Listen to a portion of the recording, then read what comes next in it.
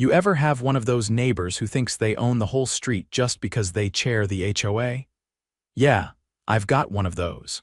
Her name's Cheryl Whitmore, and she's exactly what you'd expect. Platinum bob, oversized sunglasses even on cloudy days, and a voice that could sand drywall.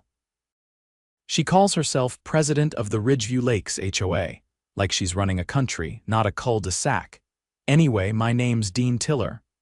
I'm a retired firefighter and I've lived on West Oak Drive for 15 years. Bought the place with my wife, raised our son here, paid off the mortgage early. It's a good neighborhood mostly. That was, until Cheryl got elected HOA president 3 years ago and decided to turn the place into her personal kingdom. Now, I own a Class C RV, nothing too flashy, just enough for weekend getaways with my wife. Her name's Willow, by the way. She's a trauma nurse and works nights, so peace and quiet is kind of important to us. I keep the RV parked on the side of our driveway, well within the property line and always covered when not in use. HOA rules say as long as it doesn't block the sidewalk or street, it's allowed for up to 72 hours at a time. I know the rules. I've read that handbook more times than I'd like to admit, but apparently Cheryl disagrees. She came strutting up to my porch last Thursday afternoon with her little clipboard and a matching beige pantsuit that looked like it hadn't been updated since 1998. "Dean," she started, like she was talking to a toddler, "your RV is blocking my view of the lake." I blinked. "The lake?" "Cheryl, you live across the street. I can still see it from my upstairs sewing room, or I could until your giant monstrosity parked there." I looked over my shoulder. My RV was tucked neatly along the side of my driveway, nowhere near anyone's line of sight unless they had X-ray vision or a periscope. "It's within code," I said plainly. "I've got 48 hours left on the 72. I even emailed the HOA when I brought it back. Her lips tightened like she'd bit into a lemon and she scribbled something on her clipboard. "Well, I'm filing a formal complaint. Knock yourself out." I figured that'd be the end of it. I was wrong. The next day, I got a violation notice taped to my mailbox. Not mailed, taped, like a ransom letter. It said I was being fined $500 for obstructing the neighborhood view corridor. That's not even in the bylaws. I checked. Twice, I called Cheryl, and of course she didn't answer. So I showed up to the HOA office, really just the community clubhouse, where she'd set up a desk with a brass nameplate that said President. She was sipping cucumber water like she was at a spa. "This isn't a real violation," I said, holding up the notice. "You made this up." She didn't even flinch.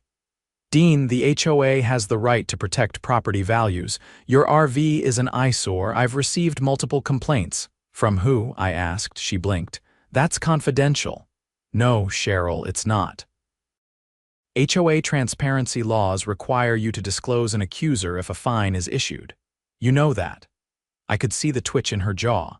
She didn't expect me to know the law, but I wasn't just some guy with an RV. I'd spent 20 years filling out incident reports and dealing with city code enforcement. I knew how to read a rulebook and follow a chain of command. She crossed her arms. "Well, maybe the board will vote to change the rule. We've got a meeting next week." That's when I knew she was playing the long game. If she couldn't find me for breaking a rule, she'd try to rewrite the rules to nail me later. Fine. She wanted a show. I'd give her a front row seat. That weekend, I went out to the RV storage lot and brought the big rig home.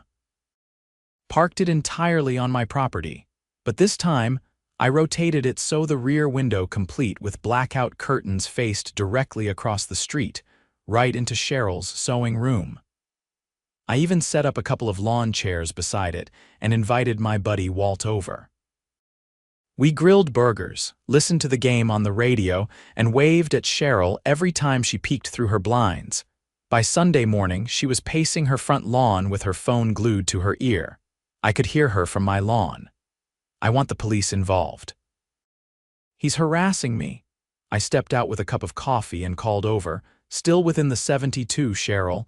Got the timer running and everything." She stormed back inside. That night, I checked the HOA website. Sure enough, she'd scheduled an emergency board meeting for Monday. Agenda item number 1, new restrictions on recreational vehicle parking. Willow laughed when I showed her. She's really losing it over a parked RV. She's not after the RV, I said. She's after control.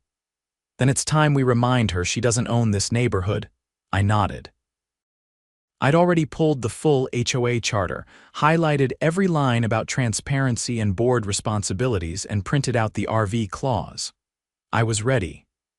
What I didn't expect was that someone else had been watching Cheryl too, and they were just about ready to talk, but I'll get to that. First, I had a meeting to attend, and Cheryl had a surprise waiting for her. The Ridgeview Lakes clubhouse wasn't much to look at: a beige stucco box with fading blue trim, and a cracked fountain out front that hadn't worked since the previous board president fell into it trying to hang Christmas lights.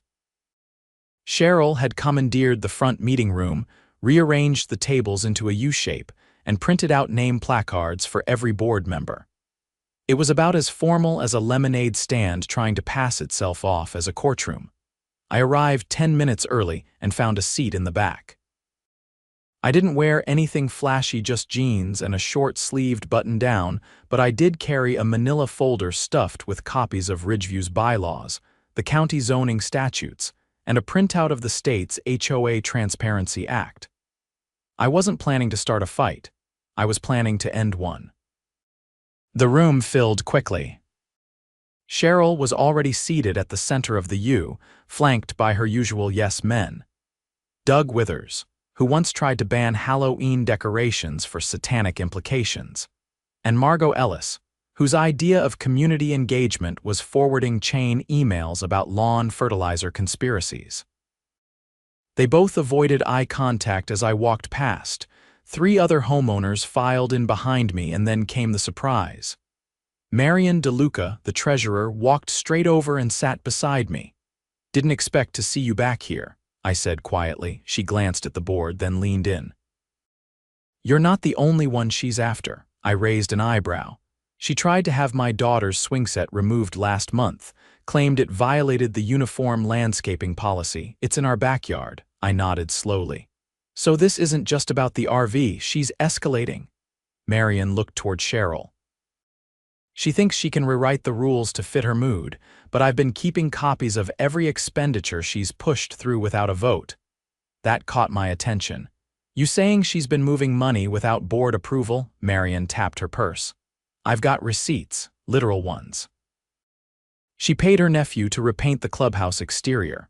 No bids, no vote, just wrote the check." I leaned back, quiet for a moment. Cheryl wasn't just power-hungry, she was siphoning funds and silencing dissent. Cheryl banged her gavel. Yes, she actually brought a gavel, and the meeting began. "Welcome, neighbors," she said, voice syrupy thick. "Tonight we're here to discuss some minor amendments to our vehicle storage policy." I raised my hand. "You'll have a chance to comment during the open forum," she said without looking at me. She launched into her prepared statement, using words like aesthetic harmony and neighborhood prestige as she read off a printed sheet. Her proposed rule would ban all RVs, trailers, and boats from being parked in driveways for more than 12 hours, no exceptions. "It would take effect immediately, pending board approval. Before we vote," she said, "any board members wish to comment?" Doug cleared his throat. "I think this is a smart move. We've got to think about property values." Margot nodded. "I've had people ask if this is a trailer park now." Cheryl looked smug. "Then I motion to approve the new restriction." "I object," Marion said calmly. Cheryl blinked. "You're not the chair." "I'm still a board member," Marion replied, pulling a folder from her purse. "And if we're voting on policy changes, we need to follow procedure. That means public notice, written proposals distributed 72 hours in advance, and proper quorum." Cheryl pursed her lips. "We have quorum." 4 members isn't quorum," Marion said. "Not when the board has 7 seats, 2 of which have been vacant for months. That means we need at least 5 votes. And you didn't send out the proposal ahead of time. That's a procedural violation." The room stirred. Cheryl's composure cracked for half a second before she forced a smile. "Well, then perhaps we'll reschedule the vote." I stood. While we're on the topic of violations, I'd like to address the fabricated fine issued against me last week. Cheryl glared. This is not a grievance hearing. It doesn't need to be, I said. I'm simply alerting everyone here that I've already filed a complaint with the County HOA Oversight Committee. I've also contacted an attorney regarding the unlawful fine and the misuse of HOA funds, which I believe Treasurer DeLuca can confirm. Marion pulled out a color-coded spreadsheet. Here's a full breakdown of unauthorized expenditures over the past 14 months. Doug's eyes widened. Wait, what? Cheryl has been paying family members for maintenance services without obtaining competitive bids or board approval, Marion said. That's embezzlement under state law, Cheryl stood abruptly. This is slander, actually, I replied. It's evidence, and I've already forwarded copies to the district attorney's office. The room fell dead silent, then a voice from the back spoke up. I knew something wasn't right when she told me to stop asking about the community garden funds. Everyone turned. It was Mrs. Patel, who ran the neighborhood's annual garden fair. I requested the ledger 3 times, she continued, and she told me it was lost in a computer crash. I looked at Cheryl. How many crashes has your computer had in 1 year? She didn't answer. The meeting dissolved into chaos. People stood, voices rose, and within minutes, the room was a storm of residents demanding answers. Cheryl tried to gavel them down, but the sound was lost in the shouting. I didn't add anything more. I just handed my folder to Marion and walked out.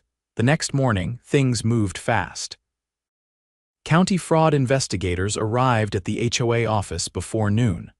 I saw the unmarked sedans from my porch and watched 2 suited men carry out a desktop computer wrapped in plastic.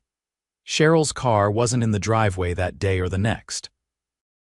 By Thursday, a notice was posted on the clubhouse door. All HOA board activities temporarily suspended pending audit. Willow got home late that night and found me on the porch with a glass of iced tea. Quiet today, she said. Too quiet, I replied. She sat beside me. You think she'll come back? If she does, I said, she'll have a lot more to answer for than a parked RV. She nudged my arm. You did good. I just followed the rules, I said. Something Cheryl never thought anyone would actually do. That weekend, I moved the RV back to the storage lot. Not because I had to, but because I wanted to. The point had been made, but the story wasn't over yet. There were still empty board seats and a special election was coming. And if Cheryl thought the old rules protected her, she was about to find out what happened when the whole neighborhood decided to rewrite them. The temporary suspension of the Ridgeview Lakes HOA board triggered something in the neighborhood that I hadn't seen since the 4th of July block party back in 2013, a sense of unity. But this time, it wasn't about fireworks and potluck casseroles. This was about taking our neighborhood back. By Monday morning, a notice from the county's Community Governance Oversight Committee was posted on the bulletin board outside the defunct HOA office. The board had been placed under official review pending an internal audit. A 3-person interim review panel from the county would be overseeing operations until a full election could be held. That meant Cheryl's reign was legally over, at least for now. Willow handed me the mail as she headed out for another night shift. Tucked between a pizza coupon and a water bill was a letter with the county seal. It confirmed what I'd already suspected. Cheryl and her cronies were under investigation not just for financial mismanagement, but for criminal misconduct. Specifically, falsifying fines, misappropriation of community funds, and tampering with HOA records. I sat down on the porch, reading every word. Then I heard the unmistakable sound of someone clearing their throat. "Dean," said a man's voice. I looked up and saw a guy in his late 40s, average build, faded polo shirt, and a clipboard under his arm. His name was Randy Briscoe, a landscaper who lived 2 streets over. I'd seen him once or twice at HOA barbecues back when they were still worth attending. "I heard what went down at the meeting," he said, stepping closer. "You lit the match. I think the rest of us are ready to help carry the torch." I gestured to the second chair. You thinking about running? He nodded. I've got 3 kids who bike to school. Cheryl tried to ban sidewalk chalk last year, said it created visual clutter. I kept my mouth shut then. I'm not doing that again. You've got my vote, I said, and probably half the streets. The two of us talked for over an hour. Turns out Randy had been keeping track of something I hadn't: maintenance contracts. Apparently, Cheryl had awarded lawn care for all shared spaces to a company called Greenview Services. On paper, they sounded legitimate. But Randy, being in the landscaping business himself, knew they didn't have a valid county license. He tried to check their listed address once, just an empty lot with a rusted-out trailer and a mailbox duct taped to a fence post. Think she was routing money through a shell company? I asked. I'd bet my mower on it. That got my wheels turning. Marion had already exposed the bogus clubhouse repainting job. If Cheryl was creating fake vendors to funnel HOA dues into, then we weren't just talking about a petty tyrant anymore. This was organized fraud. The next morning, I drove over to the county clerk's office. I requested all vendor contracts signed by the Ridgeview Lakes HOA in the last 3 years. The clerk, a woman with a name tag that read B, raised an eyebrow when she saw the request. Someone else was in here last week asking for those, she said. Same neighborhood? She nodded. Didn't leave a name, but I remember the address, same as yours. Whoever it was, they were one step ahead. I left my contact info and asked B to let me know if they came back. Back at the house, I spent the rest of the day combing through the documents Marion had emailed me. One thing stood out. Over $30,000 had been paid out over the last 2 years to vendors who either didn't exist or shared the same P.O. box. That P.O. box, according to a records search, was registered under the name Elliot Whitmore, Cheryl's nephew. That afternoon, I called Detective Alonzo Grier, one of the investigators who had visited the clubhouse during the audit. I gave him everything: the vendor names, the payments, the shell address. He listened carefully, asked a few questions, and then thanked me for my time. The next day, 2 squad cars showed up at Cheryl's house just after noon. I happened to be trimming the hedges when they knocked on her door. She answered in a peach bathrobe, clearly flustered. They didn't arrest her, not yet, but they entered with a warrant and walked out carrying 2 laptops, 3 banker boxes, and a desktop tower.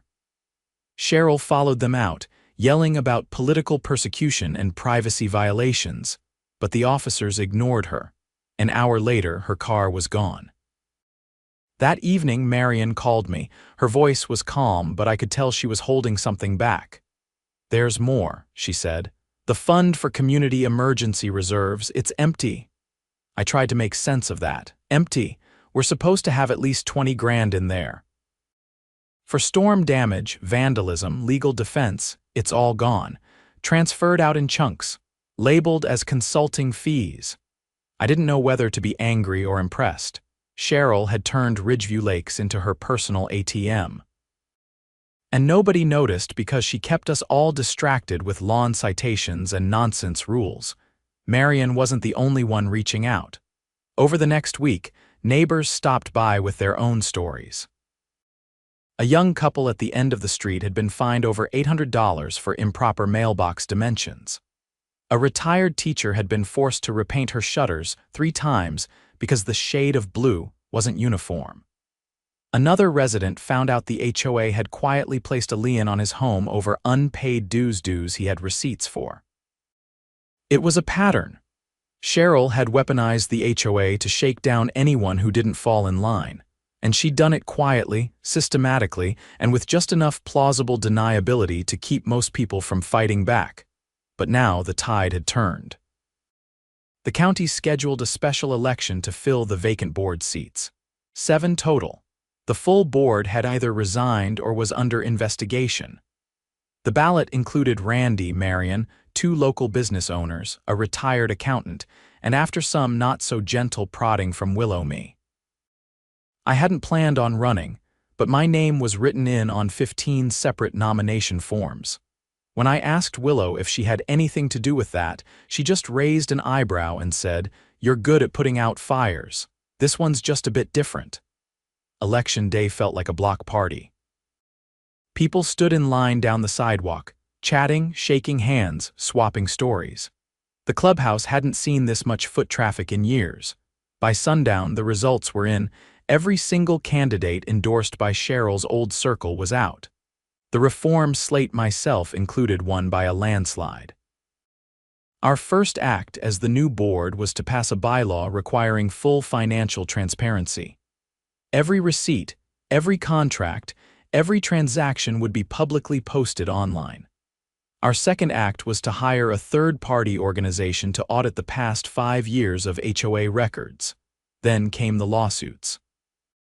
Under the county's direction, criminal charges were filed against Cheryl and 2 former board members: embezzlement, wire fraud, abuse of fiduciary duty. The charges carried serious weight. If convicted, Cheryl could face up to 10 years. But the part that brought the neighborhood the most satisfaction: watching a tow truck pull into Cheryl's driveway 2 weeks later and repossess the Lexus she'd bought with a maintenance stipend she'd approved for herself. By the time the trial rolled around, Cheryl's lawyer tried to argue that she was simply misguided and overwhelmed by responsibility. But the paper trail told a different story. So did the testimonies from a dozen residents, each one detailing the fines, threats, and lies they'd endured. The jury delivered its verdict in less than 2 hours, guilty on all counts. Back on West Oak Drive, things settled into something unfamiliar: peace. No more surprise violations, no more shady contractors, and no more self-proclaimed monarchs with clipboards and gavel fantasies. As for the RV, it's still in storage, but I bring it home now and then, sometimes just for a night, sometimes for the weekend. No one complains. In fact, last Friday, Randy stopped by and asked if I'd take him and his kids up to Lake Morrow next month. I told him I'd think about it. But only if he didn't mind a little classic rock and a lot of campfire chili. He grinned and said, "As long as Cheryl's not invited." We both laughed, because we knew she wouldn't be showing her face around Ridgeview Lakes again. 2 months after the election, Ridgeview Lakes looked and felt like a different place. The lawns still gleamed, the hedges were still trimmed into polite shapes, but the air had shifted. You could feel it in the way people waved again when you walked by. More garage doors stayed open on weekends. Kids chalked up the sidewalks without being chased off. And not once had anyone taped a violation notice to a mailbox. Our new HOA board held open meetings at the community center every second Tuesday. Residents actually showed up now. Randy, now vice president, handled most of the infrastructure concerns. Marion, as treasurer, kept a tight grip on the accounts. I ended up as president, mostly because no one else wanted to deal with vendors or legal paperwork, and I already had a reputation for being hard to push around. It wasn't a glamorous title, but it meant something now, something earned. The deeper the audit went, the darker things got. Cheryl's embezzling wasn't just a case of a few shady payments. She had created a web of fake invoices, non-existent services, and backdated approvals.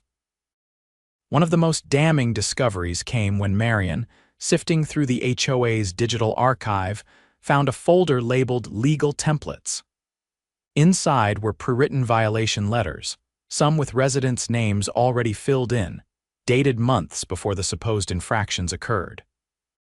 That alone might have been enough to bury her, but what came next changed everything. Marion called me one evening and asked me to come to her house. She didn't explain much, just that she'd found something the auditors hadn't touched. Her place was quiet when I arrived, her youngest already in bed. She led me into the den and pulled out a flash drive. "I was going through the old board's shared drive," she said, "and I found a file labeled Security Footage Archive, thought it was just clubhouse surveillance. But then I opened it." She clicked a few folders and a series of video thumbnails appeared. Each was dated and labeled with a house number. My stomach tightened. "These are people's homes," I said. She nodded. "Not the clubhouse, not public property. These are private driveways, backyards, porch cams." Cheryl had unauthorized feeds from at least 15 residences. I leaned in. You're saying she tapped into people's security systems? No, she installed hidden cameras. We watched one clip dated nearly a year back. It showed a family in their backyard, their kids splashing in an inflatable pool. The camera angle was elevated, as if mounted in a tree or utility pole. Another showed a man unloading groceries from his car in his driveway. Different house, different angle. She used HOA maintenance funds to have contractors install these, Marion said quietly. Probably told them it was for neighborhood safety. It wasn't just a breach of privacy. This was felony-level illegal surveillance. We contacted Detective Grier the next morning. He came in person, reviewed the files, and immediately called in a cybercrimes unit. By the end of the week, the county prosecutor had added 2 more charges to Cheryl's case: unlawful surveillance and wiretapping. The news hit local media like a brick through a window. Cheryl's mugshot made it onto the Evening Report. The anchor used the phrase "suburban spy ring" more than once. People from neighboring communities started calling our board, asking how we'd uncovered it. Some even asked if we could audit their HOAs, the craziest part. Cheryl still hadn't accepted what she'd done. Her attorney filed a motion to dismiss the surveillance charges as misunderstandings stemming from security concerns. But when the court granted access to her personal emails, the prosecution found clear communications her writing instructions to a contractor to make sure the camera faces the driveway, not the street, and keep the installation discreet. No HOA logo. The trial was set for early spring. Willow and I sat in the front row of the courtroom on the first day. She was off that week, using up vacation hours she'd been saving for years. She wore a navy blouse, her badge necklace tucked away. I wore a blazer that hadn't left the closet since our son's high school graduation. Cheryl appeared in a charcoal suit, hair pulled into a tight bun, expression blank. No sunglasses, no clipboard, not even a whisper of her old smugness. Her lawyer did most of the talking, but even he looked like he was just going through the motions. The prosecution was thorough. They called residents to the stand, people whose homes had been watched, whose fines had been fabricated, whose mail had been intercepted. One elderly man testified that Cheryl had fined him $600 over a non-compliant fence. He didn't even have a fence. When they played the surveillance footage for the jury, there was a collective shift in the room. Someone in the back gasped. Cheryl looked down and didn't lift her head again for the rest of the day. It took the jury 3 days to deliberate. She was found guilty on all charges: embezzlement, wire fraud, unlawful surveillance, falsification of public records, and abuse of power. The judge didn't mince words during sentencing. She called Cheryl's actions a coordinated violation of public trust and a deliberate erosion of community autonomy. Cheryl was sentenced to 9 years in state prison, with no possibility of early parole. 2 of her former board allies received probation and were banned from serving on any HOA board in the state. Elliot, her nephew, was fined heavily and ordered to repay all earnings from the fake vendor contracts. The courtroom emptied slowly after the verdict. Willow squeezed my hand as we stood to leave. "You did more than park an RV in someone's line of sight," she said. "You toppled a regime." Outside, the late afternoon sun was warm on the sidewalk. People clustered in small groups, talking in low, relieved voices. It felt like the final scene of something long overdue. Back in Ridgeview Lakes, we held a community celebration the following weekend. Not a festival, not a formal event, just a big, relaxed gathering in the central green. Neighbors brought folding chairs, kids raced around with popsicles, and Marion's oldest set up a projector to show a classic movie on a bedsheet hung between 2 trees. Randy brought his grill. I brought the RV, parked it right where Cheryl used to hold her view corridor hostage. People laughed when they saw it, and someone even taped a fake parking citation to the front bumper that read "Violation, being too awesome." I left it there all weekend. No one complained. No one blinked. That Sunday night, I sat on the steps of the RV with Willow beside me and watched the stars come out. There were no blinds twitching across the street, no phones pointed in our direction, just the sound of crickets and the occasional distant bark. We'd won. Not just the board, not just the trial. The neighborhood had claimed itself back, and Cheryl. She'd spend the better part of a decade behind concrete walls, far from sewing rooms and fake fines. The view from my driveway had never looked better.